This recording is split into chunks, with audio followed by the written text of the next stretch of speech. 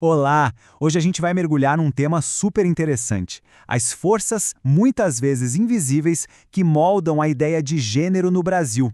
A gente vai se basear num artigo acadêmico fascinante que fala justamente sobre essa mistura de tradição e mudança. Então, para a gente começar a entender uma cultura, qualquer uma, a gente precisa primeiro dar uma olhada naquelas regras que não estão escritas em lugar nenhum, sabe? Aquelas que, de certa forma, orientam como homens e mulheres devem se portar. E no caso do Brasil, o estudo aponta para dois arquétipos bem fortes, bem tradicionais, que historicamente ditaram essas regras: o chamado modelo de Maria e o machismo. Vamos começar com o primeiro, o marianismo, ou o modelo de Maria. A ideia aqui é um ideal de feminilidade inspirado na Virgem Maria, né? Valorizando a piedade, a pureza, o sacrifício pessoal. Basicamente, esse modelo coloca a mulher como o centro moral da família, o pilar da casa. E do outro lado, como uma contraparte, a gente tem o machismo. Essa é uma ideologia que, glorifica uma hipermasculinidade. Ela está associada com virilidade, com domínio, às vezes até com agressão, e acaba servindo de justificativa para uma hierarquia social em que os homens teriam mais poder, principalmente fora de casa. Mas olha só que interessante, o artigo mostra que não é tão simples assim. Não é só preto no branco, a coisa tem mais nuances. O marianismo, por exemplo, apesar de focar no sacrifício, também dá um poder enorme para a mulher dentro de casa na esfera privada. E o machismo não é só sobre agressividade. Ele também tem um lado que o estudo chama de cavalheirismo, sabe? Aquele ideal de honra do homem como protetor e provedor da família. Beleza, então como é que a gente faz para entender essa complexidade toda, para sair dessa visão mais simplista? Bom, o artigo propõe um jeito bem diferente de olhar para isso. Eles usam o que chamam de um modelo holográfico. Pensa num holograma de verdade. Você só consegue ver a imagem completa, em 3 dimensões, se a luz bate nele de vários ângulos diferentes, certo? A ideia aqui é a mesma. Para entender o gênero no Brasil, a gente precisa olhar através de várias lentes sociais ao mesmo tempo. Olhar por um ângulo só dá uma imagem distorcida, incompleta. Então, o ponto central é esse. Quando a gente analisa o gênero, olhando pelo lado do trabalho, da economia, da religião, do direito, a imagem fica muito mais nítida. É como se a gente sobrepusesse essas várias visões para revelar a complexidade real da situação, mostrando como uma mudança numa área acaba afetando todas as outras. Ok, então vamos colocar essas lentes em ação. Vamos ver como essa dinâmica toda acontece no dia a dia, na prática. É aqui que a gente começa a ver as tensões entre a tradição e o mundo moderno no Brasil.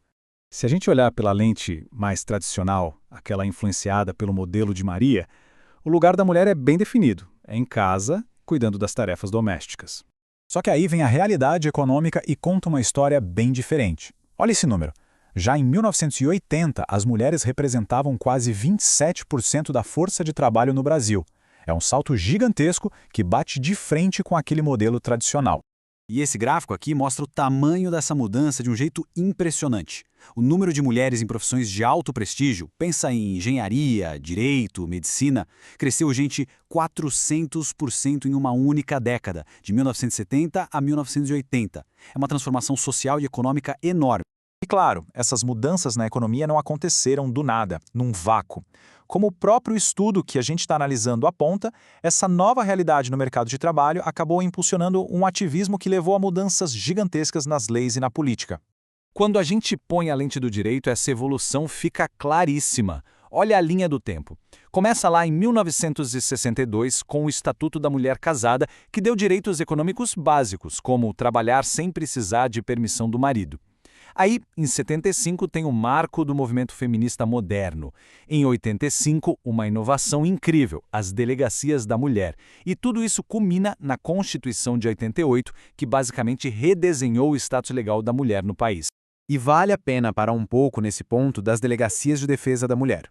Foi um resultado muito prático e poderoso desse ativismo. Pensa só, delegacias chefiadas e operadas por mulheres para lidar com a violência contra a mulher. Isso foi uma baita inovação institucional, um desafio direto às estruturas de poder da época e que ofereceu um novo tipo de segurança. Então tá, o que acontece com esses ideais antigos, esses arquétipos, dão de cara com um mundo moderno que muda o tempo todo, super rápido? É aqui que a análise fica fascinante.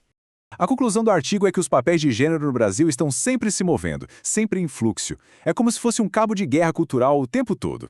De um lado, você tem o empurrão da tradição, do marianismo, do machismo, e do outro, o puxão da modernidade, com a educação, as novas leis, a economia, e no meio disso tudo estão homens e mulheres, tendo que navegar nesse espaço e redefinir suas identidades. O resultado é uma imagem de gênero que é, ao mesmo tempo, antiga e nova, cheia de contrastes.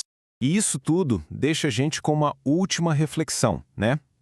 Essa tensão, ela não é só sobre gênero e não é só no Brasil. No fundo, é uma questão universal sobre como uma sociedade lida com o caminho, que é sempre difícil, entre aquilo que ela já foi e aquilo que ela está se tornando.